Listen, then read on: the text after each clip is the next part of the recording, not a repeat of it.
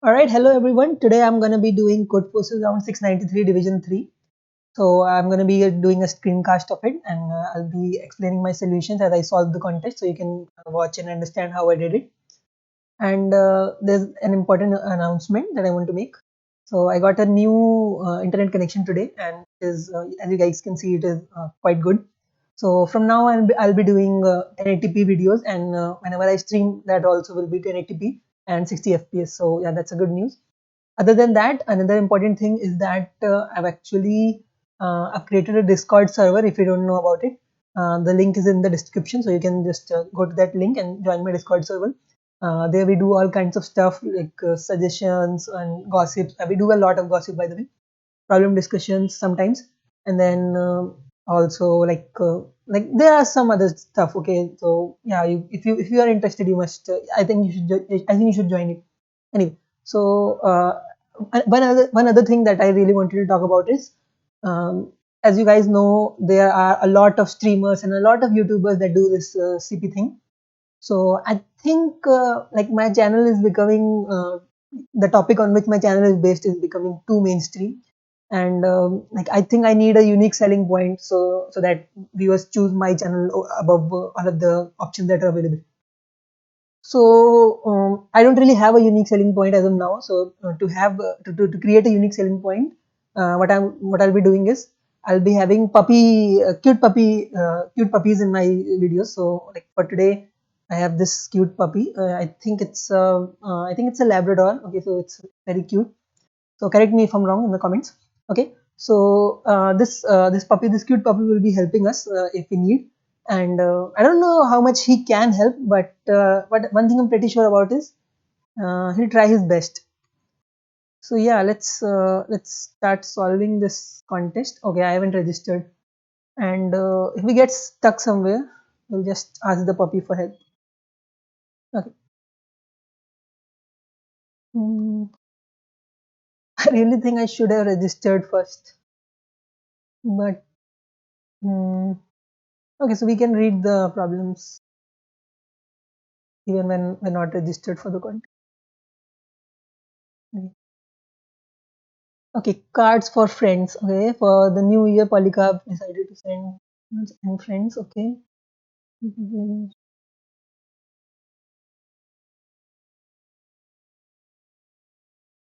Mm, okay.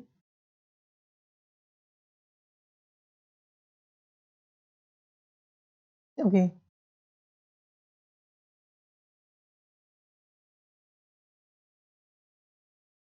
Mm, okay. So okay.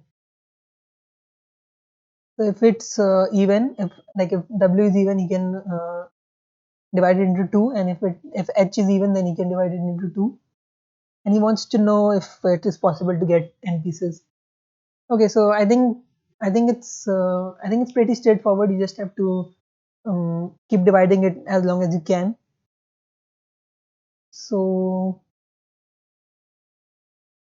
okay, so like this is two and this is two. So we can divide this two times, and then we can divide this like we can divide it once into two pieces. Then we can divide this into two pieces. So two into two is four. So something like this. We just need the power of two in both of W and H, and I think we'll just multiply it. Okay, so let's try to implement this. Okay, so the input is just W, H, and N.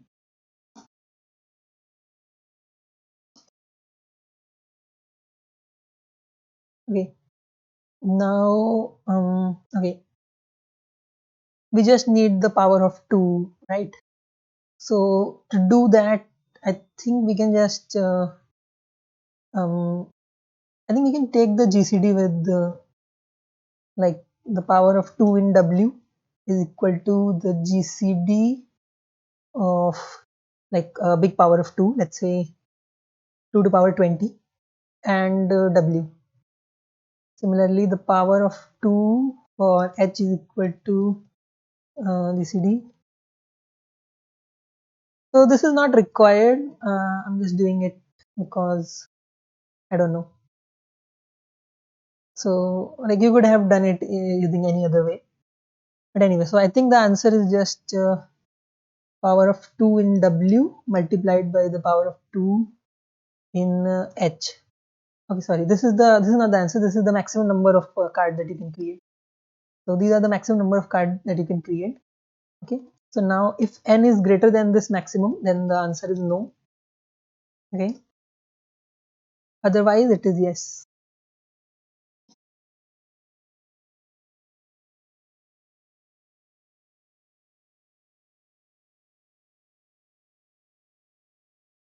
Hmm,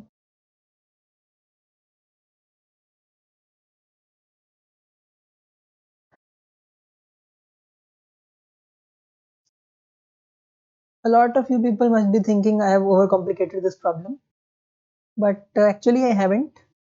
What I'm doing is I'm just like taking out the power of 2 from these numbers. So you can actually even use a loop to do the same thing. But anyway, I hope that's correct. And let's move on to the next problem. Okay, yeah, that was correct.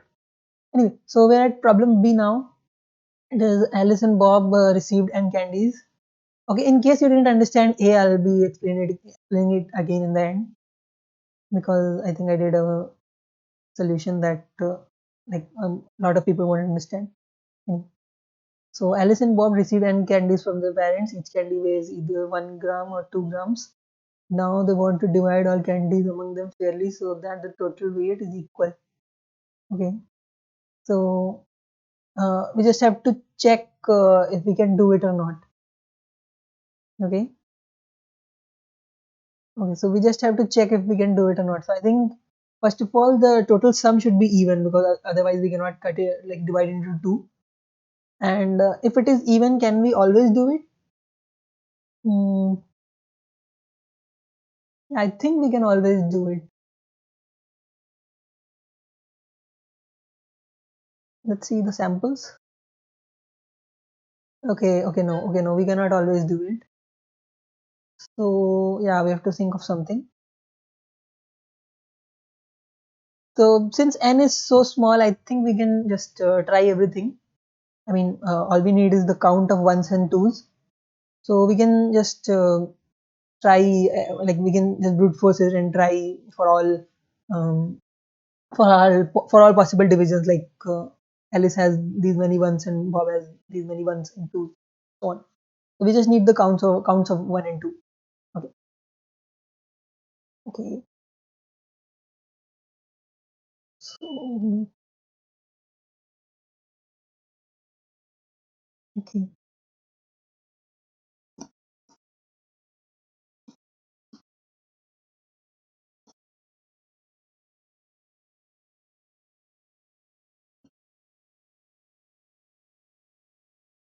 I think I should zoom it a bit. Like some people might not be able to see it. I mean, I do have 1080p, but like maybe some people are watching it in a reduced quality, so they'll be having some problems. Anyway, okay, so now I have the counts of ones and twos. Okay, so now I have the counts of one and the counts of twos. So I can just try all possibilities. Hmm, okay, yeah.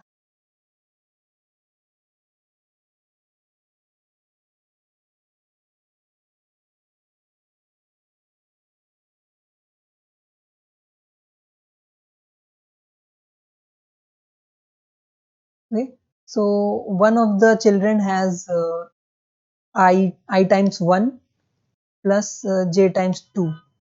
Okay, now if this is equal to the total sum, then we have, like this, if this is the half of the total sum, then we have the correct. Okay, and we can just do sum plus equal to x. Okay. So if I into 1 plus j into 2. Okay, if this thing multiplied by 2 is equal to the sum, then we can say that the answer is yes. Okay, and we return from here. Otherwise, if it didn't work, then the answer is no. So yeah, maybe there's an easier solution, but we can do a brute force because like this is n square and this will run in 10, like this is 10 to power 4 and the n square is 10 to power 4 and t is also 10 to power 4. So it's just 10 to power 8, which is not much. And I think it should work. Okay, so let's go to problem C. Okay, so we did two problems. We didn't need the puppy yet, but I think we should take a look at him. Let's see if he's happy we solved two problems or not. Okay, he does look happy, but then puppies always look happy, so whatever. Okay, so long jumps. Polycarp found under the Christmas tree an array of elements and instruction for playing with it. Okay, at first choose index this. Okay, while I is smaller or equal to n, add AI to your score and move the chip AI positions to the right. Okay. Okay, so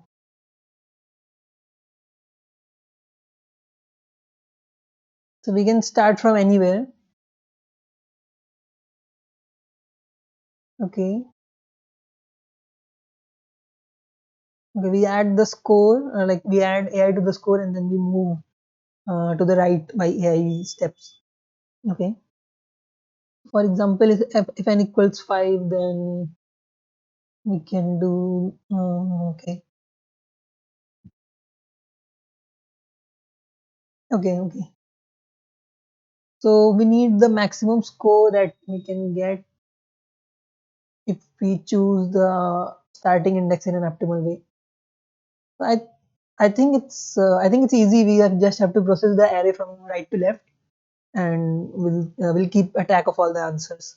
So it's kind of like DP. So I think I should explain this one a bit. Okay, so we have okay. So yeah, so we have an array something like this. So yeah, we have the array like this, and what we want to do here is we start storing the answer from here. So we have the answer for this point, for this point, for this point, for this point, and so on. So let's say we want the answer for this point. So let's say the value here is 3. We know that the answer for this point will be 3 plus the answer here. So since we already have this answer, we can calculate this one too, then we can calculate this and so on. So if it solved from right to left, then it is easy. So it is actually like dynamic programming, but it is so easy that it is almost ad hoc. By ad hoc, I mean miscellaneous and something that is not put into a upper category. But I think it's easy to put this into the category of dynamic programming. There might be some other solutions too, but I won't be examining those.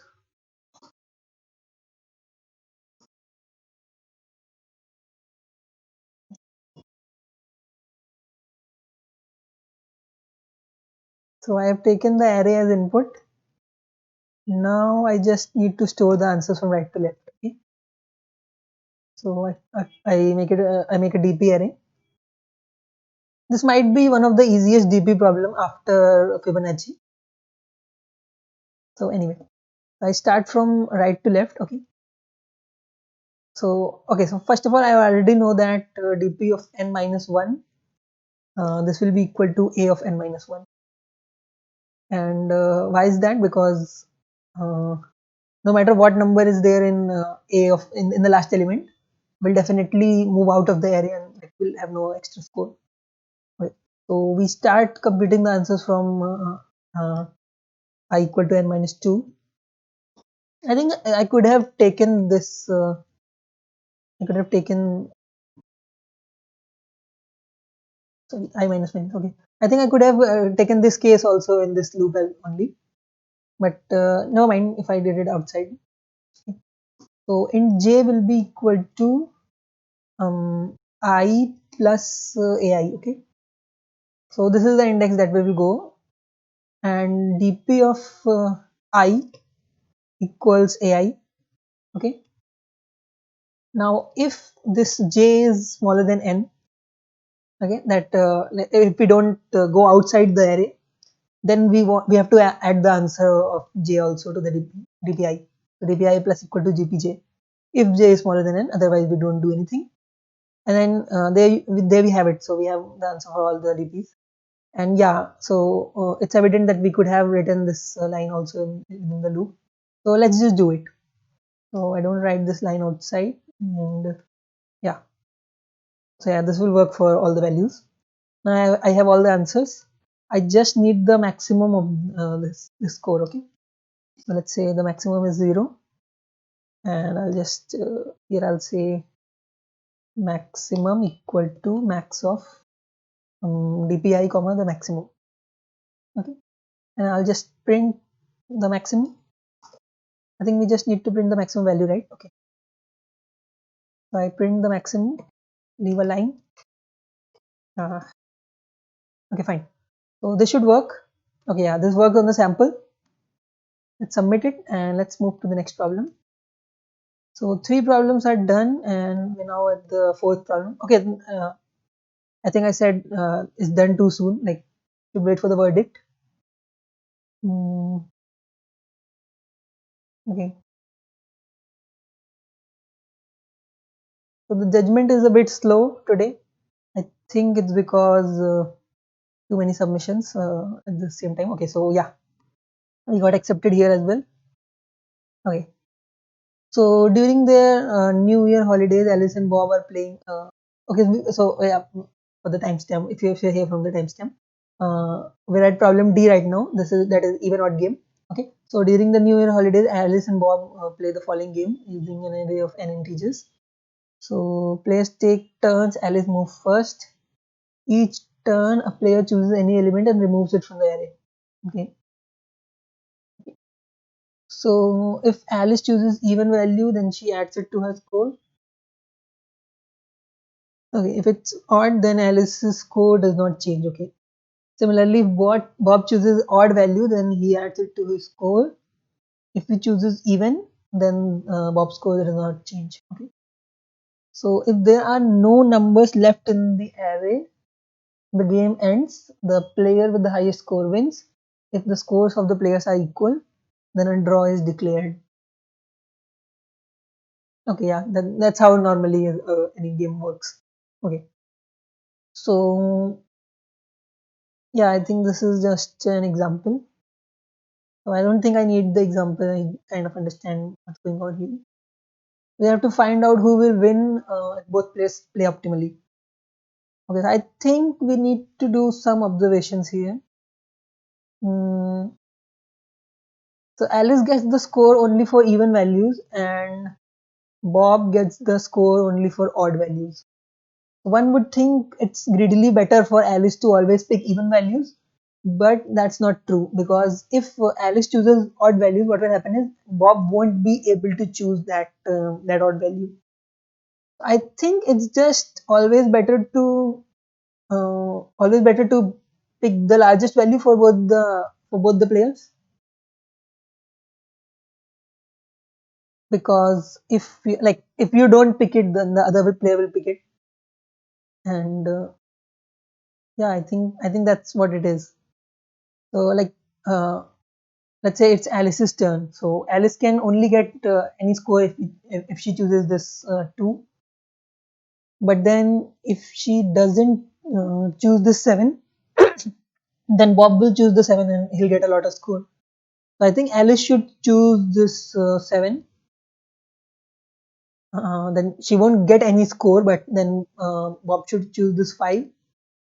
Then Alice will choose 3 and Bob will choose 2.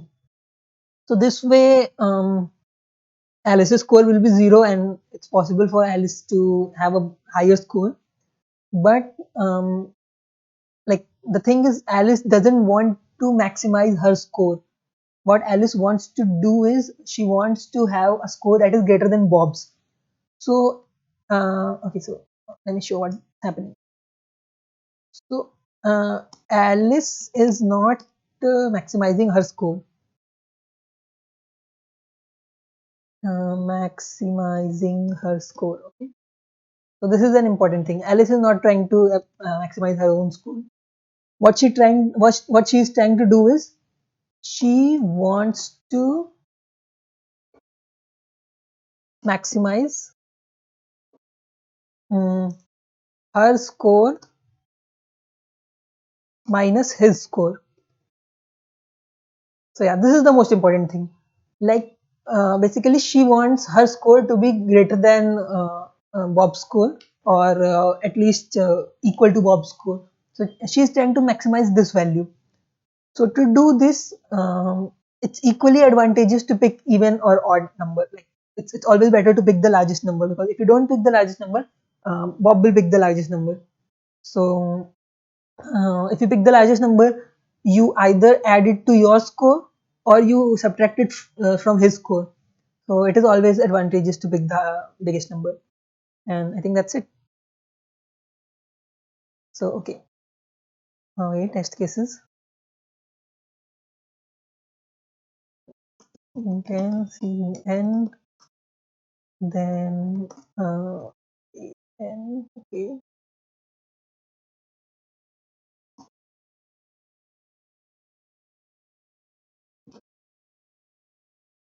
okay. Mm, okay.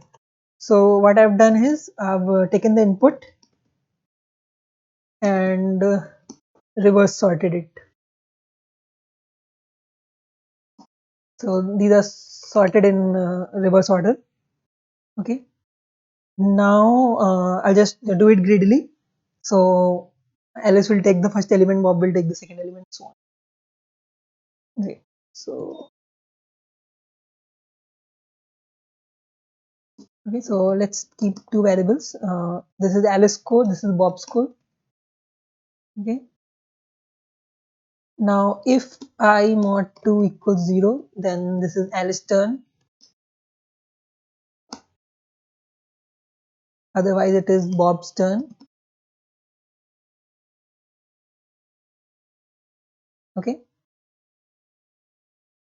Now if AI mod 2 is 0, then Alice will add this to her score. So Alice plus equal to AI. Okay. In Bob's turn, if AI mod 2 equal to 1, if this is odd, then Bob will add it to his score. Okay. So I think that's it. And we just have to compare the scores now. If Alice's score is greater than Bob, then Alice is the winner.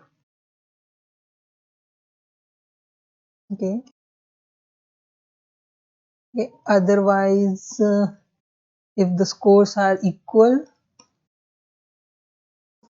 then we can say that it's a tie. Okay. Otherwise, Bob won. Okay. And I think that's it. So it should work. Okay, so it worked on that sample. Now let's submit it and see if it works for the system based tests. So okay, so let's ask the puppy to pray for us and hope that our solution works. I bet he's doing that already. Like even if we didn't ask him to do it, he must have been doing it. Anyway. Okay, so it's still in queue. I think we should read the next problem maybe, because this is probably correct. Hmm. Is there a long queue problem right now? Hmm. I don't know. I think today's G is a bit simple because there are already 13 submissions for G. Unless some grandmasters are trying to troll by solving this first, I think it is probably easy. Anyway, so yeah, debug, and I think we should thank our puppy for praying that our solution works. Anyway, so today actually I recruited this puppy in the last moment, so I couldn't give it a name, but from next video onwards, it will definitely have a name, and I'll be having cute names for these puppies. Maybe I'll have a poll for what should I name them. Yeah, we could do this. Why don't you guys just comment a name for the puppy in the next video? So, mm, okay, so like try to keep the suggestions cute. Yeah, because now I'm all about wholesomeness and this mental health and everything. Anyway, so correct placement. Polycarp has invited N friends to celebrate the new year.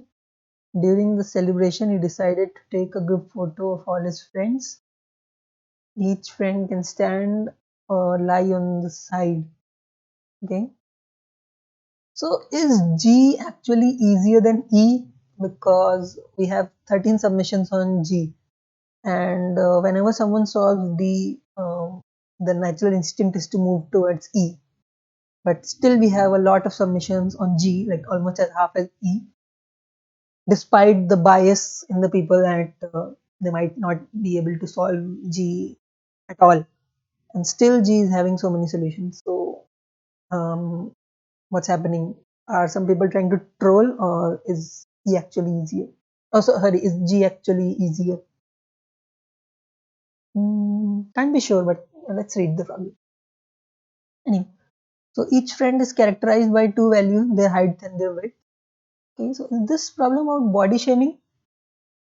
Like, why are we talking about the widths of the friends? I mean, height is fine, I guess, because it matters in some places. But anyway, so on the photo, the ith friend will occupy a rectangle hi, comma wi, or wi, comma hi. Okay, lying on the side. Okay, okay. Hmm. So can width be greater than height? This will be really funny if some friend has width greater than height. Oh, look at this! Um, like he's wider than he's tall. Okay, so like I don't believe in body shaming, but it'll look really funny anyway. So mm, and it's not about body shaming, to be honest. Like he's really obese, like suffering through severe case of obesity. I think he should exercise more, or he'll have serious heart problems or anything. Anyway, so the jth friend can be placed in the front of the ith friend on the photo if the rectangle is lower and narrower than the rectangle of the ith friend. Normally, at least one of the following conditions must be fulfilled. Hmm.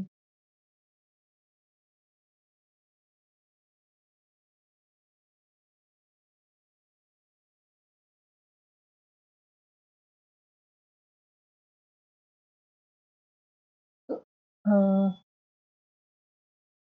mm, I don't fully understand what's happening. I think I should reread it. There's just too much. I don't. Okay, I think I should read the example and see what's going on. So we have three friends, and the heights are 353, and the widths are 443. So the first friend can be placed in front of second. Mm, okay. I think we shouldn't consider them as friends. I think they are. I think these are rectangles. We can either rotate them or not rotate them. Okay, so if we don't rotate them, then obviously the other one should be smaller in both dimensions. And if we rotate them, and like if we rotate one of them, then it should be smaller. Okay, I think I get it a little bit. Okay, okay. So what do we have to do? Help Polycarp for each I find any j such that j's friend can be located in front of ith friend. That is, at least one of the conditions is fulfilled. Note that you do not need to find the arrangement of all people for the photo. Just need to find for each friend I any other friend j who can be located in front of. Think about it as you need to solve and separate independent problem. Okay, so mm, we have only 35 submissions. I think it's very easy, but I'm not sure. Let's see. Okay, we have kind of these rectangles. So these have width and height. Okay, and for each rectangle, we just need to find another rectangle that can be contained within this rectangle fully, either by rotating it or by not rotating. So if we have this rectangle, we can put it in here. Obviously, even if we have this tall rectangle, what we can do is we can first rotate it, so it will become something like this. Then we can fit it in here. So yeah, that's what we want to do. So for each rectangle, we want to do this thing. Okay. Yeah. So one idea that I'm thinking right now is whenever we get a rectangle, we should just store both versions of it. Okay, something like this. So for this rectangle, I can store both of these. Okay, and like both of these are available in my set of rectangles, and if this rectangle can contain either of them, then it's fine. Okay, so now what do we have to do? What we have to do right now is um, we want to, like, we have both these rectangles. Okay, so we want to find a rectangle whose height is smaller than this given height and whose width is also smaller than this given width. Okay, so yeah, sorting it in special order won't help much. Let's try to visualize these as 2D as points in a 2D plane. Okay, so we have a 2D plane. So each rectangle can be thought of as a point. So this is the width and this is the height. So we want the points that are kind of inside this rectangle formed by this thing. Okay, and each rectangle represents two different points. So by swapping the width and the height, and if any point is within this, so then we have our answer. So I think we just need to count how many points are within this rectangle, or even just find out if there's at least one point within this rectangle. Okay, so how can we do this? Actually, this is a very standard problem, and there's obviously a solution using segment tree. But I'm trying to think of a solution that is a bit easier, because I don't want to explain segment tree to the viewers. But if I can't think it for like 2-3 minutes, then I'll use segment tree. Okay. So okay.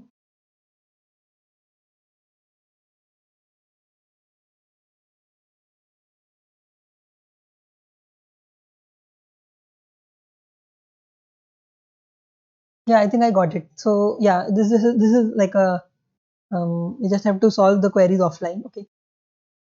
So let's just consider this graph thing. Okay. So to be contained in this rectangle, the let's say this dimension is the width. So the width must be smaller than this width, right? So we can process the rectangles in increasing order of width. So in like this, we can process them like this. Okay. And while we're processing them in increasing order of width, what we can do is we can just kind of keep track of all of the heights that are present in the set. So like if we have all of these points somewhere, let me use the different color. Okay, so if we have all of these points here, so we don't care about the width of these anymore, because the width is increasing and the width will always satisfy the given constraint. So we just care about the heights of these. Okay, so we'll just store these heights, and we know the height at this point. So we just have to see whether in our set we have any point that has the height smaller than this height. So we have few points. So we have the answer. So we can do it like this. And so this is kind of like a sorting and an offline query kind of thing. I think it's a good problem, but it's just too standard. But I think that's fine for Division 3 because Division 3 is usually meant for new participants, and they might not know what two standard means. I mean, they might not be familiar with these two standard solutions. Anyway, so okay, okay.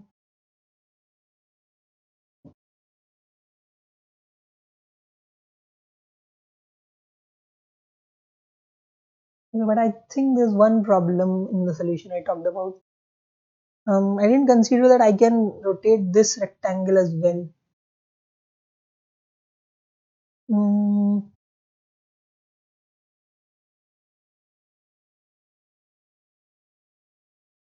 yeah, I think that will be fine because we're just making two copies of this, right? So I think that's fine. So yeah, that will still work. Anyway, so I have int h and w, c in hw. Now I think what I want to do is instead of just keeping the pair, I think I should keep the index as well. Okay, so I'll be storing the width comma the height and mm, wait a minute. So the width, height, and the index. Okay, and I'll actually make two copies of each, of each rectangle. So let's push back into this two copies. So one is like HW and sorry, the one is like WH without rotating, and the ID is I. Okay, this is one copy. The other copy is H comma W. Okay, now see, there's one problem, and to fix this, I'll have to push it. I have to push like the height should be negative, and let me explain why that's happening. So as I said, uh, I'll be processing the rectangles in this increasing order of height. Sorry, increasing order of width. So what will happen is, let's say we had 2 points like this. So let's say we had 1 point here, 1 point here.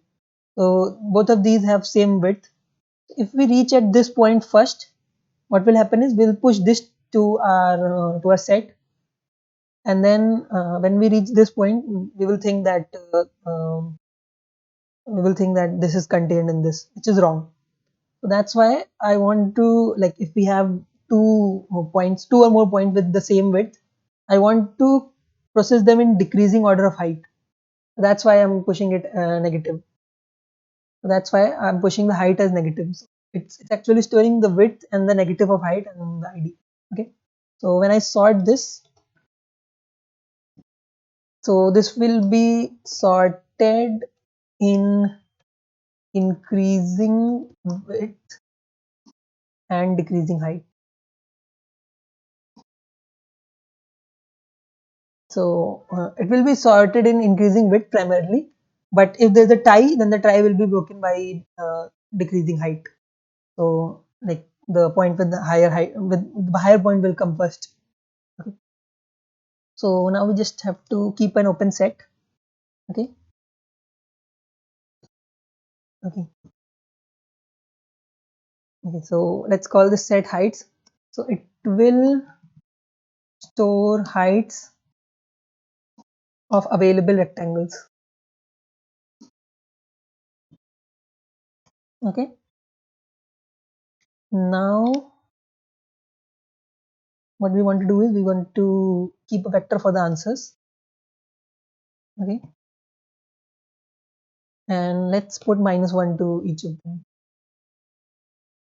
Yeah, okay, so if we ever change it, then we have a different answer.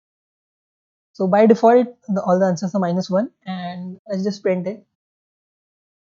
I'll be changing the answers in between though. So it's like cout answer I and a space, sorry, space, then we leave a new line here. Okay, so that's fine. Now, okay, yeah. So now I want to iterate through all elements of Z. So for auto temp in Z, okay, now the W is equal to temp dot first, H equal to minus temp dot second, and ID is equal to temp dot second. Okay, so now I just have to check if there is any rectangle which is within this thing. I don't think I even need the width. It was just used for sorting. But anyway, so let's check if there's any element that is if there's any element in this set of heights that is smaller than this thing. Okay, so if that is smaller than h. Okay, so if heights dot lower bound of h, okay, if this is not equal to s dot begin, that means the element that is just okay. So let me write this. So if the element that is uh, greater or equal to h in the set is not the first element.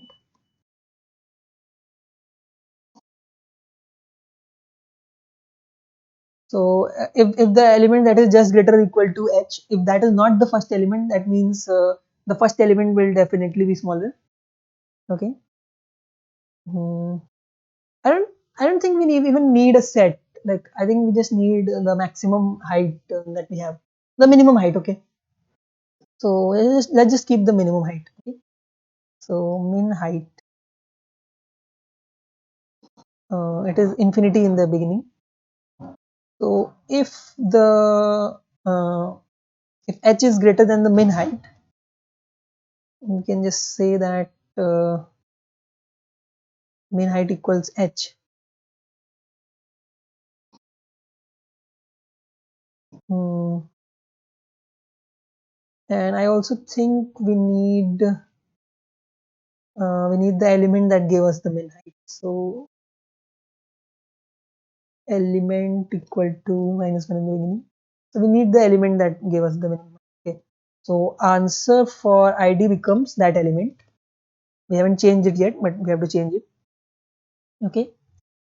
Now else, I mean otherwise what we will do is we will say the min height will change. Okay. To be more precise, to be more accurate, we can say else if h is smaller than the min height, we can say the min height will become this new height and the element will become this id, and I think that's it. So I think we solved this, and this should give the correct answer. Okay, so forgot to take the test cases. Okay, so okay, so this is wrong, I think. Mm. First of all, this is one index, not zero index. So I think I should add one before printing the answers. Oh, sorry. Mm, it's adding 1 to -1. That's the problem. I think I can just put -2 here. Okay. Yeah. Okay. So looks fine, but uh, can this go inside this? Mm, Not sure, but I think if we rotate this, yeah, it can go in. Okay, so this is correct. This is the second one is definitely correct. I think there are multiple answers, right? Okay, the second one is definitely correct. The first one is correct. What about the third one? Can one go inside three? Yeah, one can go in three. Okay, so this is also correct. The last test case. Okay, the last test case seems wrong. Okay, yeah, this is wrong.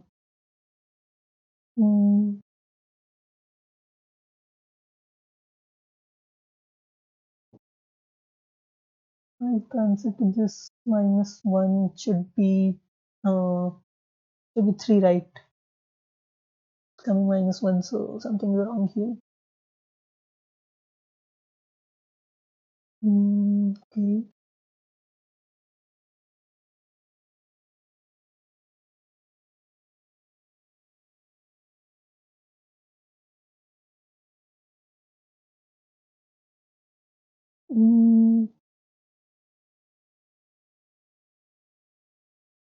Let's see this case separately. Must be a silly mistake, I think. Okay. It's saying that it's saying nothing can go inside this, but this can definitely go inside that.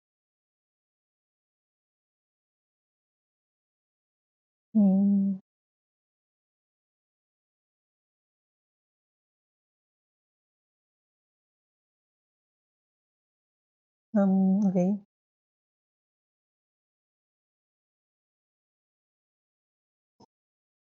So let's add some debug statements. Actually, just let's just print everything. Okay. So cout ID and min height.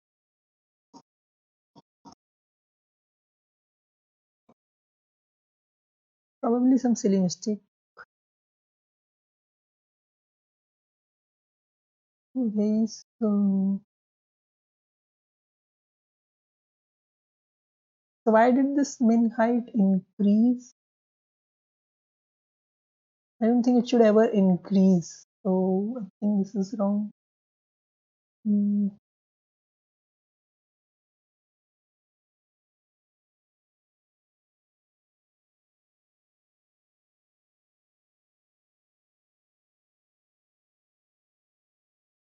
Wait a minute. This is wrong. Why will we change the min height here? Okay. Yeah, now it's right. Okay, now it's correct.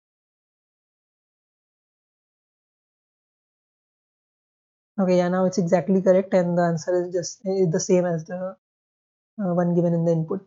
Okay. So I made a small typo kind of thing. So like I put a line there that wasn't supposed to be there. Anyway, I think now it will work, and let's just submit it. I think by now there must be at least I don't know 300 submissions to this problem. 300 accepted submissions. Wow, 300. Wow, so good at guessing. Anyway, so G is having more submissions than F. So I don't think this could be 85 grandmasters trolling. So should we read F first or G first? Let's ask our puppy. So hi, you don't have any name. So hi puppy, hi pupper. Okay, hi pupper. Should we read G first or F first? Doesn't seem to be responding. So let's look for a hint. I don't know. Okay, so okay. Raise your ear if you want me to read F first. Okay, he didn't raise his ear, so I think I should read G first. Anyway, cool. Okay, so moving to the capital, there are N cities in Berlin. Hmm.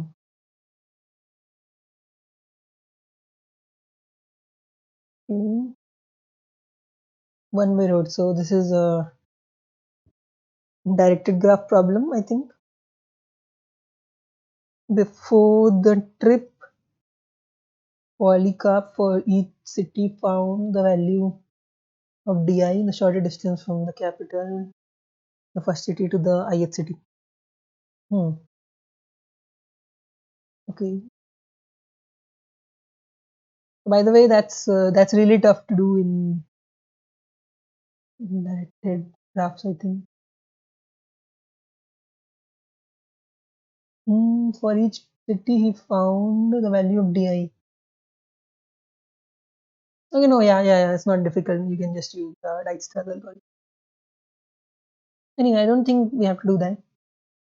So Polycarp begins his journey in the city with number S, and being in the ith city chooses one of the following actions. Traveling from the ith city to jth city, if there is a road, okay. Travel from ith city to jth city if there is a road,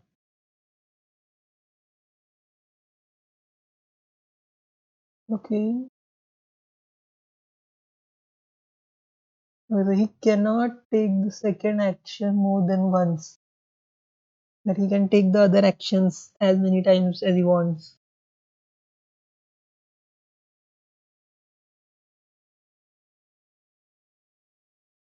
He wants to get as close to the capital.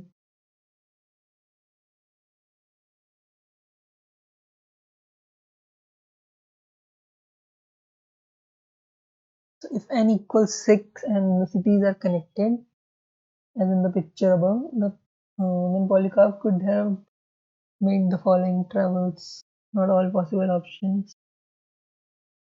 2 to 5 to 1 to 2 to 5. Okay, I think that makes sense. 3, 6, 2, 5. Okay, so it can decrease only once, but rest of the times it should increase. Okay, so yeah, 1, 3, 6, 2, 5, 2, 4, but like it cannot go 1, 3, 6, 2, 1. So he wants to get to as close as as it's possible from the capital. Okay, city number 1 is capital. What do we have to print? We're printing so many numbers. Are we printing the answer for each starting vertex? Well, each test case output n numbers, ith of which is equal to the minimum possible distance from the capital to the city where one car entered each other.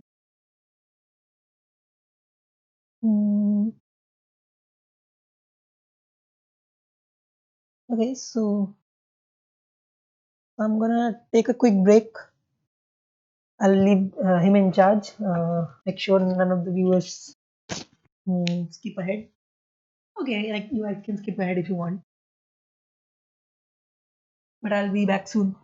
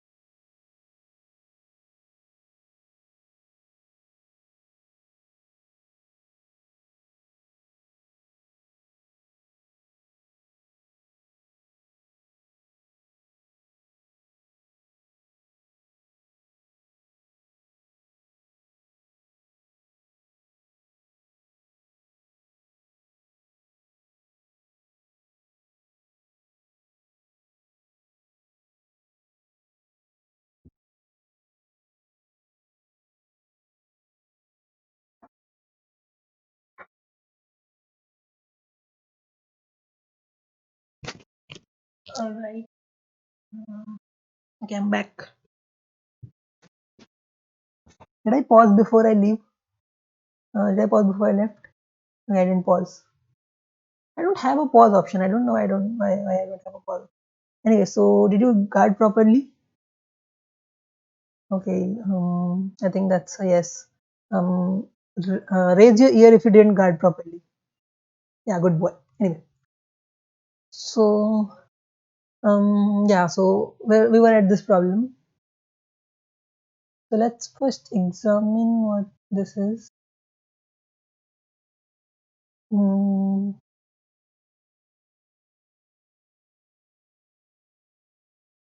okay, so I think it was something like we have some cities, okay, and we have some one-way roads.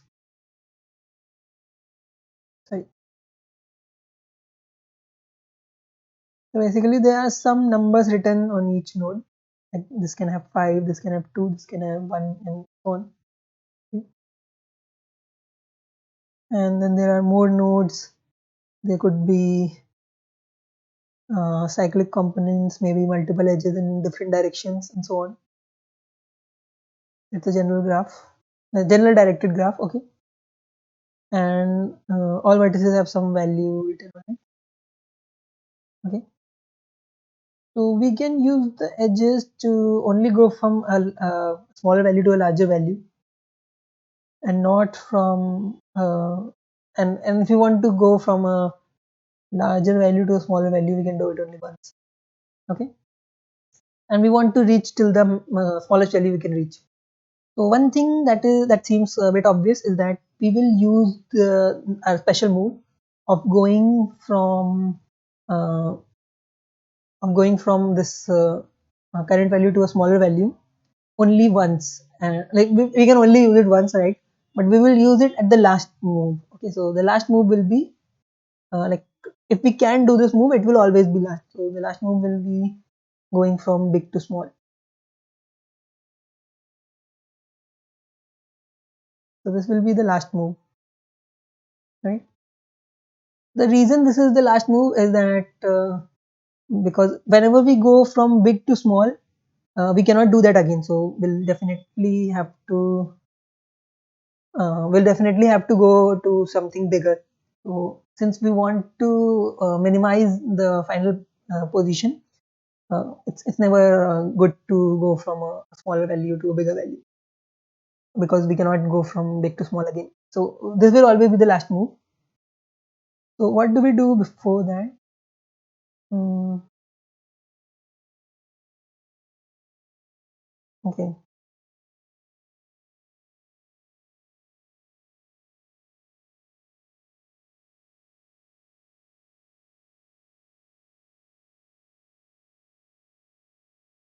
Okay, so let's consider that um, like at least before the last move, uh, till the second last move, even this move is not available to us. Okay? So if this move is not available to us till the second last move, we can just delete all the edges that point from a bigger value to a smaller value. Okay. Wait a minute. Do all vertices have unique values?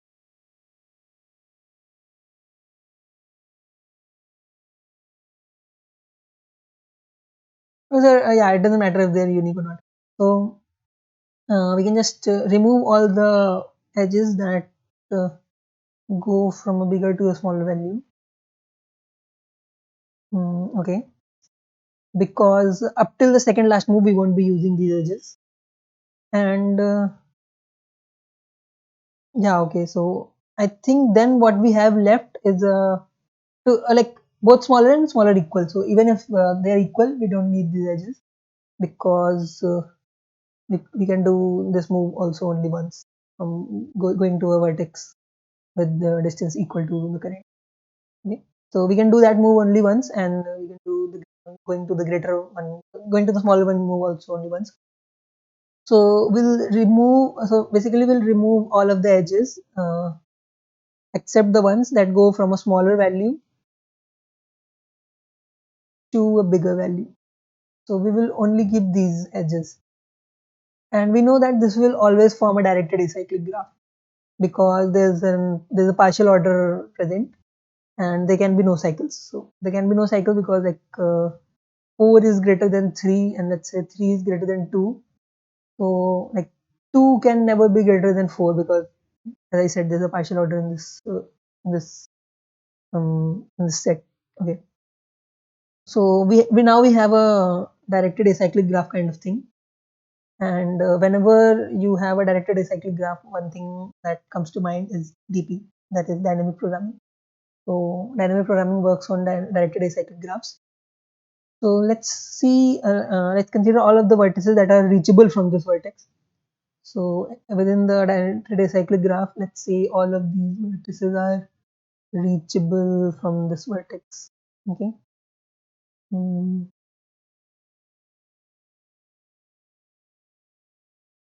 okay. So yeah, all of these vertices are reachable from this vertex. But if I make some other vertex, like if I make this, okay, so this is not reachable from this. Okay. So let's consider all of the vertices that are reachable from this, and let's see the answer for this vertex. Okay. So like let's consider the answer for all of these vertices. Mm, so like the answer for this vertex will be either go here, or we can just use the last move and end the path. So the last move, if we use the last move, we can either just stay here if there's no other vertex that is adjacent to this and has a small value, then we can just stop here. Or otherwise, what we can do is we can just go to any vertex that has a smaller value. Let's say if this has 7, this has 3. So the answer for here will be 3, or it will be the answer that we get from here. So yeah, that's a simple DP solution. Just consider the minimum of all of these 3 answers. Yeah. So yeah, this is just a single DP. I think yeah, that's very easy. Okay, so let's just implement it quickly so we don't lose much time. And I hope I can solve F as well. So then I'll AK this contest. What you must be wondering what AK means. So AK means in this competitive programming environment, AK actually means all kill. All kill to all kill a contest means solving all of the problems that were presented. So let's try to AK this contest. Even though I haven't read F yet, maybe it's very difficult or something. But anyway, so E seems pretty easy, and yeah, just simple DP.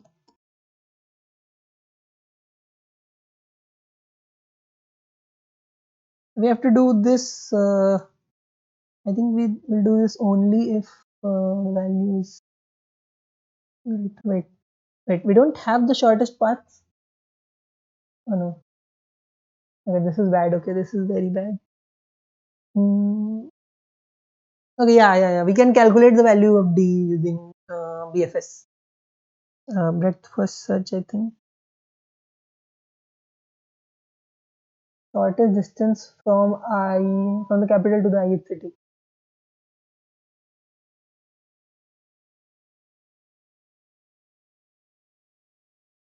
Polygon wants to find the minimum value of DJ. Okay. So first we will have to find the distances. Okay. So for that we will be using a BFS. Anyway, so we'll start the BFS from our home vertex. So let's mark this distance visited. Okay. First of all, one is visited. We push it to the. Okay, we don't have to mark it visited. Let's just take a Q.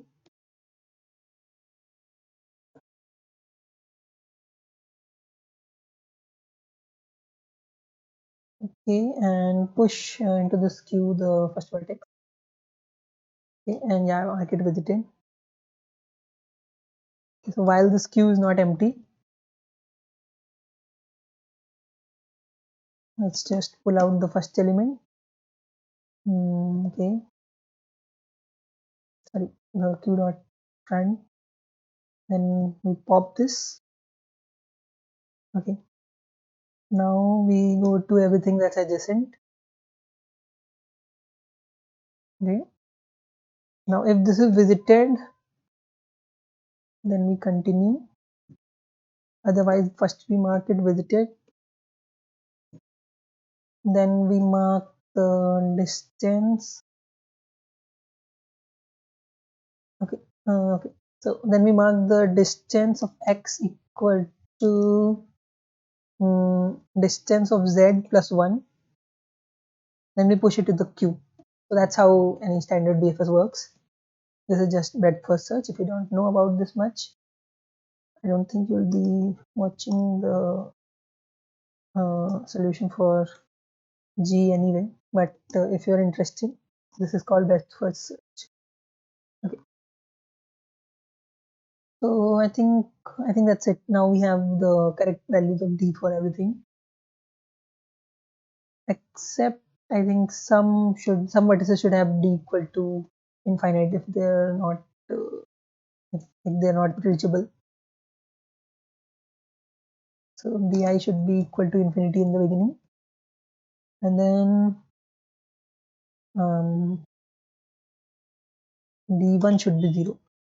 Okay, because we're already at the home vertex, the capital. Okay, so I think this will give us the correct values for d. Now we just okay, so I think now we can mark everything unvisited. We have only one test case. We have a lot of test cases. Okay. Okay, so we'll just mark everything unvisited.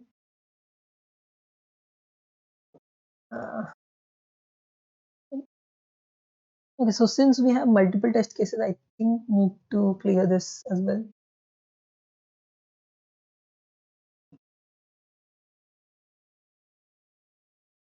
Okay, so we clear our graph and then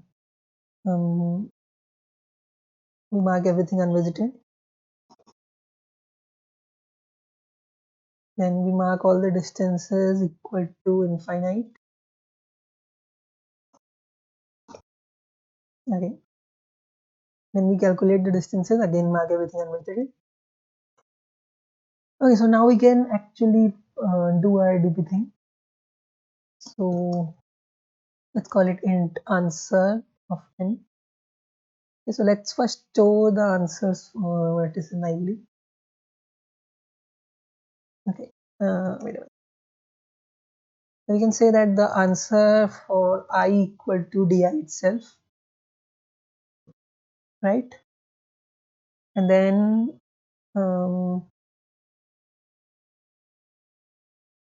okay, then for int x in the adjacency list of I, we can say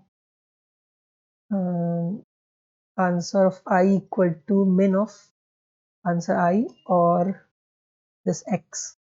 So this will give us the smallest vertex that is adjacent to that thing. Actually not x, it should be dx. Okay, so yeah, these are the initial conditions. Now I think we just have to run our DP.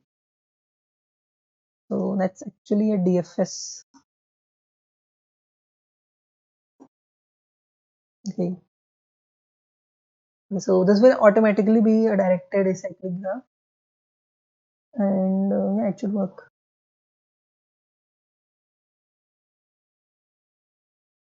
So I want to calculate the answer for all the vertices. If it is already visited, then just continue. But if it is not visited, then perform a DFS from this vertex. Go to this vertex, mark it visited, check everything in the adjacency list. Okay. Now, if this vertex is visited, or if x is smaller or equal to z, sorry, if dx is smaller or equal to z, wait a minute. So if dx is smaller or equal to z, I'm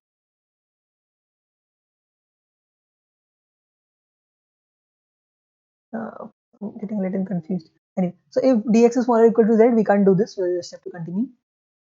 Otherwise, let's keep this void, I think. Okay. So otherwise,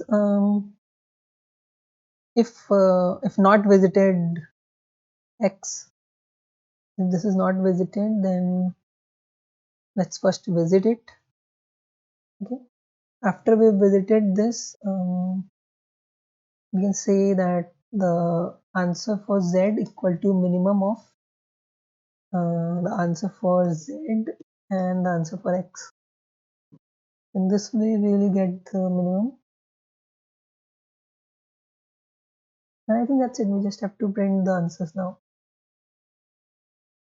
Could be a little bit wrong here, but not very wrong. Okay, so let's just see out the answer for everything.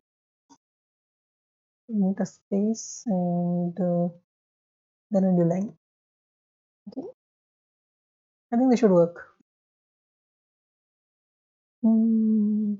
Visited of I.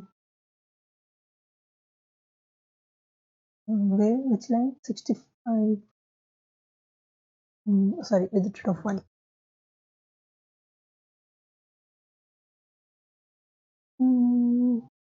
Okay, test cases. Sorry. Okay, so this worked pretty well on the sample. So let's just submit it and ask our pupper to pray that a solution works. So raise your ear if you think our solution will fail.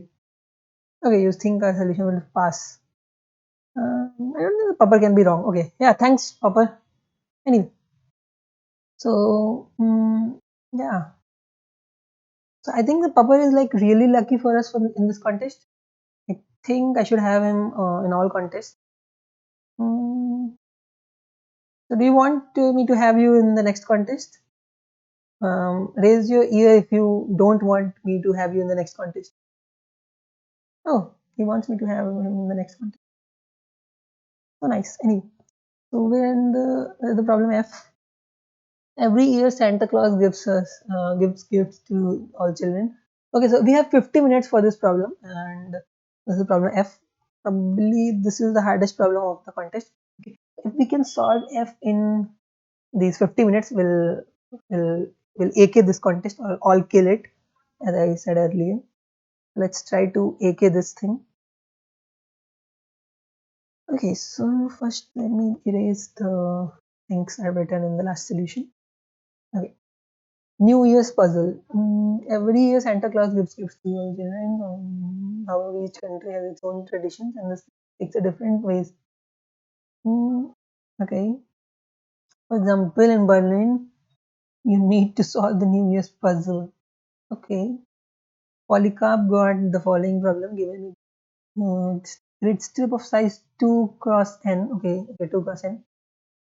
Some cells of it are blocked. You need to check if it is possible to tile all 3 cells by using 2 cross 1 or 1 cross 2 tiles. Okay, so it is possible here. We can, yeah. And that's it. Okay, okay. And okay, so top that. So to top that, I think n is also very big.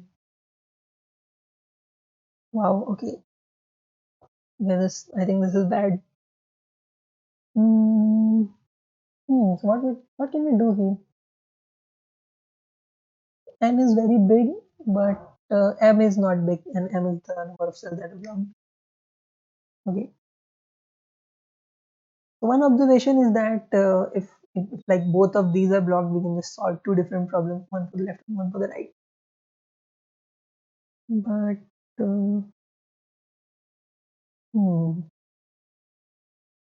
we can kind of do a profile DB maybe, I think.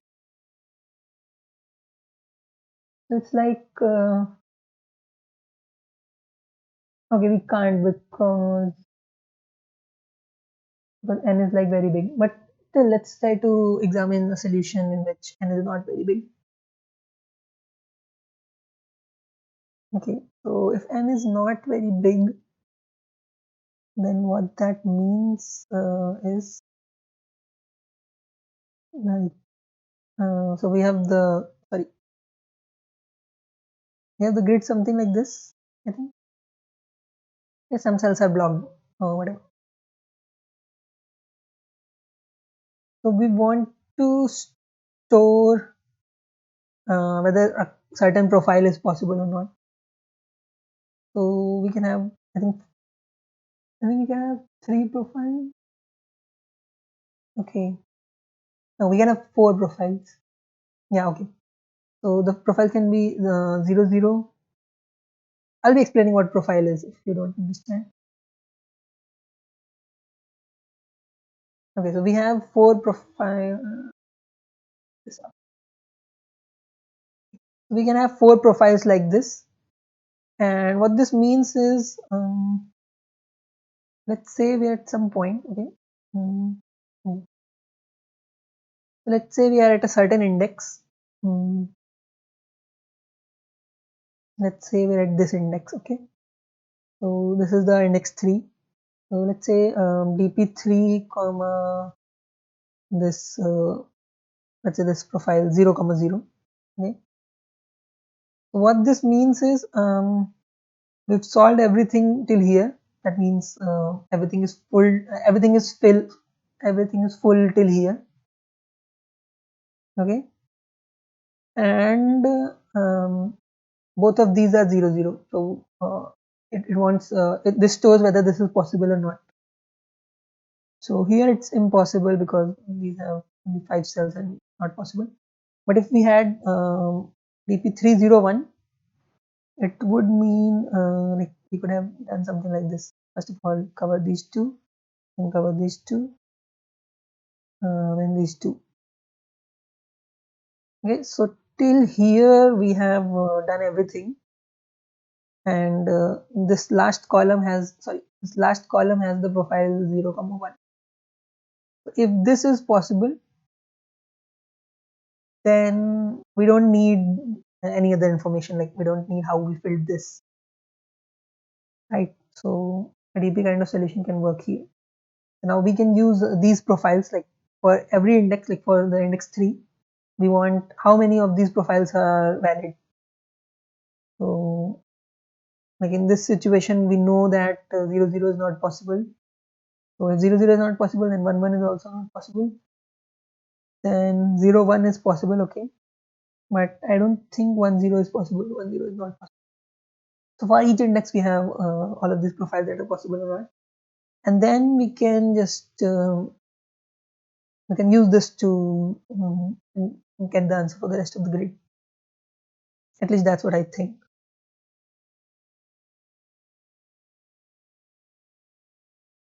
Okay, because when we put the blocks here, okay. So when we're at this index, we'll try to use all of these profiles and put our what are these called, dominoes? Yeah. So then we try to put our dominoes here, like filling the profile as well and getting this thing done at the same time. So our answer is dp of n minus 1, I mean the last element, 1 1. Okay, so this should be equal to 1, like this should be possible. What this means is like the last index, and both of these have at least one domino. Both of these have one domino. So, yeah, that's what we want here.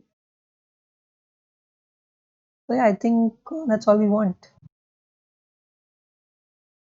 Okay, so is that it? I think that's it. So we should just try to. Okay, no, that's not it. Okay, so yeah, this solution would have worked if we had. Okay, so yeah, this solution would have worked if we had a small n. So if n was like around 10 to power 6, I guess, till 10 to power 5 or 6, then it would have worked. But here the problem is that our n is actually 10 to power 9, so we need to come up with some other kind of solution. But um, the good thing is that the number of obstacles aren't too many. So I think it won't matter much. I mean, let's see. So like since number of obstacles aren't too much, then like a big part of the grid will be totally empty. So what happens is that if we can have like for this index, if we can have a profile like this, okay, so everything left on it is filled, and we have a 0 1 here. I think if this matrix is like empty for a long time, this grid is empty for a long time, and then we have an obstacle somewhere here. I think we can just we all automatically know all the profiles that are available here. So we have this. So this will have 1 0 only. Then this will have 0 1 only. Then again this will have 1 0 only, and so on. So yeah, I think if we know the profiles that are present here, we can just kind of get the profiles that will be present here. Okay, yeah. So we can use it. And what if we had like a 1 1 here, because 0 0 is actually same as 1 1. Actually, it's not same. So 0 0 is not same as 1 1, because although we can convert 0 0 into a 1 1, yeah, I think they're the same, because like if we have the profile 0 0 when we go to the next point, we will definitely have to fill in this. Like we'll have to put both horizontal dominoes. So for this, we could also have this solution. So yeah, 0 0 doesn't really matter. We can always replace 0 0 with 1 1, because like in the next step we'll have to fill both of these zeros, and the only way to do is put two horizontal dominoes, and we can get practically the same thing by putting two vertical as well. So yeah, 0 0 doesn't matter. So all we only care about three profiles, and they are 1 1, 0 1, and 1 0. Okay, so these are the only three profiles that we care about.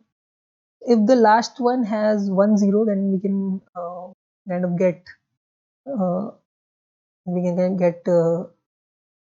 a specific profile using that at our current step. So we can do a coordinate compression kind of thing here, and we can use the same DP solution that I talked about earlier. So yeah, the implementation is a bit difficult. Maybe I think it will take me at least 20 minutes to do it.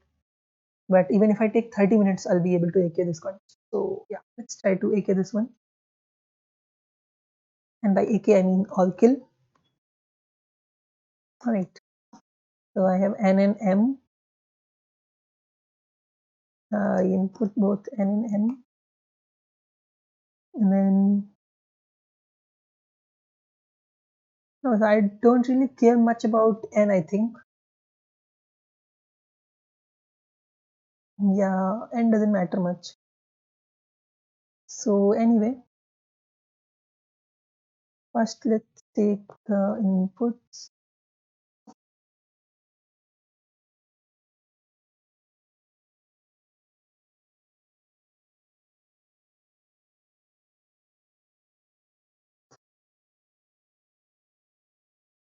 Okay.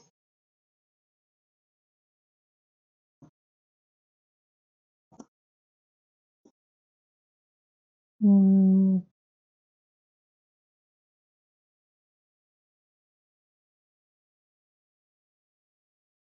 Okay. All blocked cells are different. Okay. Hmm. So yeah, that's fine. Do we have test cases in this problem as well? Yeah, I don't think that will matter much. Now I think we need a set of possible coordinates. So let's say set of coordinates of importance. So these are all of importance. Important x coordinates. So it will depend on the column number, right? Um, let's just call it horizontal column. Horizontal. Okay. So I'll just insert that, right? Coordinates dot insert. I think it's better to just have a vector instead. So yeah, vector of coordinates. First, let's clear it because we have multiple test cases. Okay. Now coordinates dot pushback ci. Okay. Then I'll just sort them. Sort all coordinates and just keep the unique values.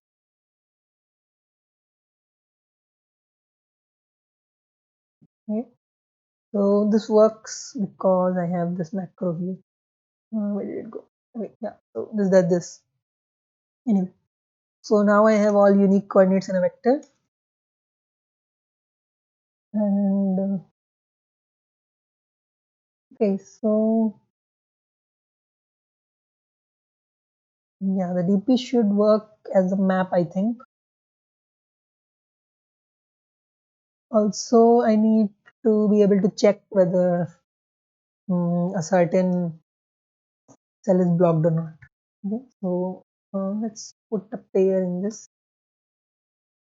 Okay,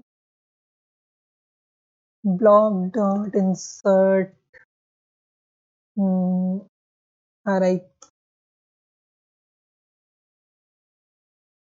comma ci. Okay, so this will be helpful later, and we must clear it.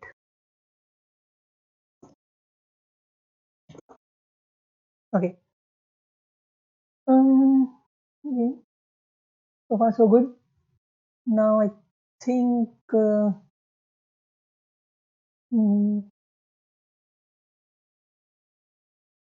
yeah, so I think we can do an iterative kind of dynamic programming. So let's say int of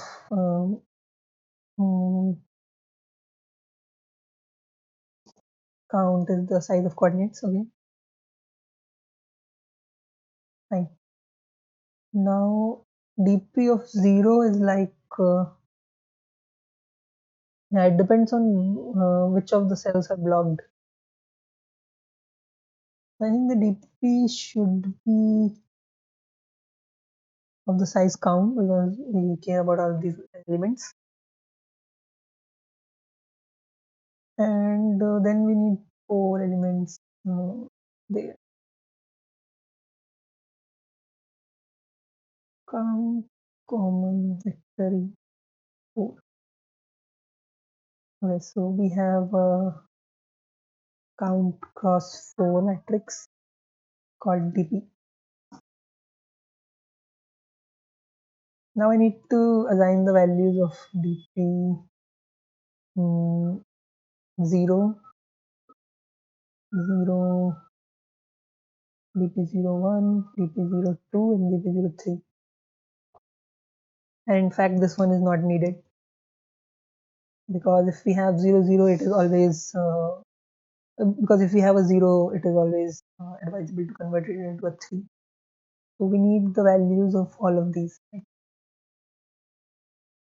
Okay, so I think these depend on what is blocked and what is not blocked. Right? So DP01 is 1.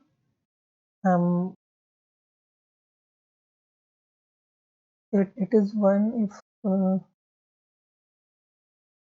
so coordinates 0. Okay, this is the x. Let's call it x first. Yeah.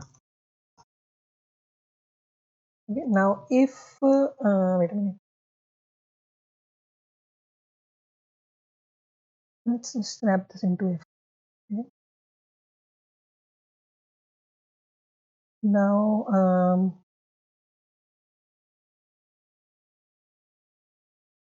if s dot count this mm, if 1 comma x is blocked and 2 comma x is also blocked, then we can say dp03 equals 1. That means both are blocked in the profile 3, that is 1 comma 1 is 1. Else if only 1 comma x is blocked, then we can say this profile 1 is 1. And finally otherwise the profile 2 is 1. Okay, so yeah, so far so good. Now our answer is yes if dp count minus 1 1 equal to 1. So yeah, that's it. Okay, now I want I equal to 1 till count, and I want to store the values of dpi here. So int x is like the coordinate of x, and the previous x is equal to sorry, coordinates of I, sorry, previous x is coordinates of I minus 1. Okay, so now we have to check whether a particular profile is possible here or not. Okay. Okay, so now we have to store the answer for dpi0, sorry, dpi1, dpi2, and dpi3. Sorry. We want to store all of these three answers. Okay, so it depends on the previous profile, the profile of the previous x, and it also I think depends on this ordinary thing. Okay, there are just too many cases I think. Wait a minute. Okay, so let's see if this had the full profile. So what this will mean here is that we will always fill everything till this point, and based on what's blocked here, we can put it here. So this will again be like the first step itself. Okay. So if dp of I minus 1 comma 3, so if we have a full profile in the last one, okay, then what we can do is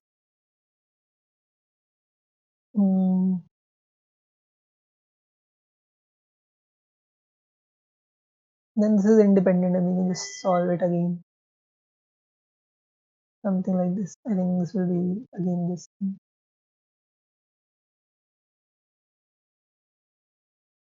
Just that instead of this 0 it will be I. We can just do the same thing again. Okay, that's fine, I guess. Okay, now let's check the other profiles. If we have dp I minus 1 2, okay, that means if we have the 1 0 profile in the previous step. Okay, so yeah, here's the thing. Okay, so if we had the 1 0 profile till here, like let's say till this index, if we had the 1 0 profile, let's say this was blocked or something. Okay, so in the next step, this will automatically yield us 0 1 profile. Then in the next step, it will be a 1 0 profile again, then 0 1, then 1 0, and alternating. Okay, so what we can do here is okay, so if we are at this point, okay, if we want to calculate the answer for this point, we care about the profiles at this point, right? So if this is like wait a minute. If this is 1 0, at this point it will also be 1 0. Like if the difference between these two is even, then it will be the same, otherwise it will get inverted. Like and this here will it will be 0 1. Okay, so yeah, if the difference is odd, it will get changed, otherwise it won't change. Okay, so since we're considering the differences between these two, it will be like this is wait a minute. So if the difference is odd, then we consider the same profile, otherwise we consider the inverted profile. Okay, so if x minus previous x, okay, if like if this is odd, okay, then that means we'll consider the same profile, otherwise we consider the inverted profile.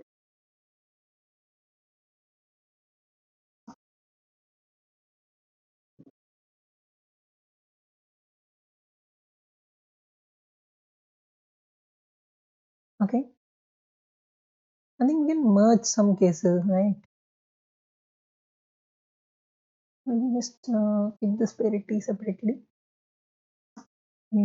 Parity equals this thing, and we can just write parity here.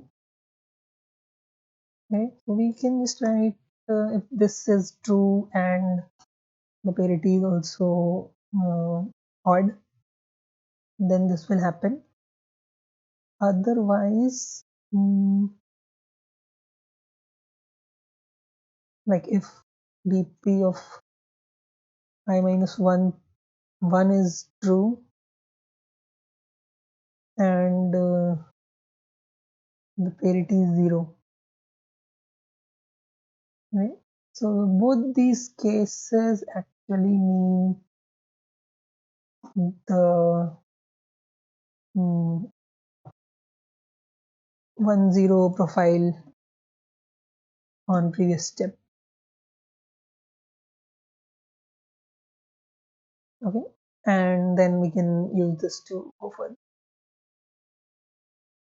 Okay, so similarly, I think we can say if the parity is 0 and here the parity is 1, so this will mean 0 1 profile. Now we can kind of use these profiles to do our stuff. Okay. Okay, so yeah, let's see what will we do here. So if we have a 1 0 profile at the last step, the previous step, what will happen is we had a 1 0 profile at the last step. So we are here, and like we had this kind of profile at the last step. So like it is compulsory to put this, right? And for that to happen, this must be free, and like we don't have any other option. Uh, so for that to work, we have the 1 0 profile. Wait, what does 2 even mean? Okay, so 0 means sorry, 1 means 1 comma x, and this means 2 comma x. Okay, so I think here it means that 2 comma x was blocked, right? So it means that 1 comma x must be free. So 1 comma x must be free. Otherwise, we just can't do anything. So mm, if not s dot count 1 comma x, okay. If 1 comma x is free, then only it makes any sense. Otherwise, there's no point. Okay. Similarly, this makes sense only if 2 comma x is free. Okay. So okay, so if 1 comma x is free, then it automatically means that 2 comma x is occupied. Because if both were free, we won't have this coordinate present in our set of coordinates, in our vector of coordinates. Similarly, this automatically means that we have 1 comma x occupied. Okay. So if 1 comma x is free and 2 comma x is occupied, and according to our profile DP, we had 1 comma 0 profile in the last step. So it is something like 0 0 1 1, and we will just put a horizontal domino here and make it 1 1. So we will get a profile of 1 at this point. DP of I1 equal to 1, and here also the same thing will happen. We'll get a profile of 1 here. Sorry, really sorry. This means 3. 3 means 1 1. Okay. So here also I'll get 1. So is that it?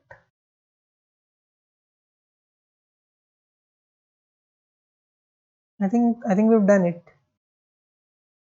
I think that's it. Okay, so okay, so this is our answer. Let's just see if dp of count minus 1 comma, okay, so this is also 3. Okay. So dp of count minus 1 comma 3 is true. That means our answer is yes. Okay. Then it's yes, otherwise it's no. I think that's all we had to do here. Might be some silly mistake, but it could also be correct. Okay. Okay, S is not declared in this scope. Okay, so I didn't have the set name S. I had it named blocked. So let's just change that everywhere. Yeah, I usually name my sets S, but this time I named it blocked. But I used it like S. Okay, so everything is blocked now. Okay. Okay, so I think somewhere I counted wrong. I don't know which line number though. Here I think. Okay. Yeah. Just some compilation. That's fine. Okay, so it worked on the sample. I think it should run on the system test as well. And I said I'll take 20 minutes to implement this, and it's actually exactly 20 because that was 38 when I started, and it's now 18. So if this works, wow! So we've AK'd this contest, and yeah, so that's kind of it. So we AK'd this, and I think I explained all solutions except for A maybe. So I think I should have done something easier for A. I did something very complicated here. I used this thing. I think a lot of people don't understand this. Let me just simplify it a bit for you guys. Okay. Uh, okay. So yeah, we have the W, H, and N, and we put everything. Okay. Now we want to calculate the maximum number of divisions that can be done here. So, like we can cut it into half into 2 sheets of size. This thing. Like if W is even, we can cut it half like that, and if H is even, we can cut it half like that. Okay. So we just need to care about the like the even part of like only the divisors of 2. So we need the maximum power of 2 that can divide W and H. So I named those variables in power of 2H and power of 2 in W. So that's what I named these variables. Okay. So in the beginning they are both 1. What I can do is while W mod 2 equal to 0, I can just keep dividing this by W. Okay, and I'll multiply power of 2W by 2. Okay, so this will give the same thing that I got from there, from my previous solution, which was a bit complex. So yeah, it does the same thing in a single line.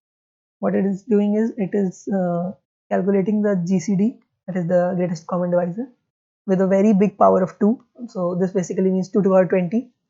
And when I take the GCD of these two elements, I only get uh, I only get the power of 2 in this element, in this value. Okay, so I can do the same thing here. Power of 2 in H gets doubled. Okay, and H gets half. Okay, so I get this same thing again, and I can just say if n is greater than max, and then just see how to know, because like I have too many elements. Otherwise, see out yes. Okay, so let's try to run this on this sample. Wait a minute, I didn't define max. So max is actually power of 2 in H multiplied by power of 2 in W. Okay. Right. So yeah, it worked correctly on the sample. So that was the solution for A. I said earlier in the video that I'll do it again then. So that's why I did it. So let's take a look at the standings. We all killed. So I don't think that will be a good rank because it took a lot of time to negate. Let's see. Okay, yeah. So that's not good at all. But still, okay. So I'm above Colin, my fellow YouTuber. He's also blue, by the way, but below everyone else. Anyway, so I think the two of us did bad because we were both recording. So anyway, it's not like I'm saying I could have done better recording, like better than the people that were above me. But let's ask Puppy if he liked today's contest or not. So raise your ear if you didn't like the today's contest. Okay, he didn't raise his ear, so that means he liked it. And raise your ear if you didn't like my video. Okay, so he liked my video as well. That's a really nice puppy. So anyway, goodbye to you and goodbye to all of my viewers, and thank you for watching. Mhm.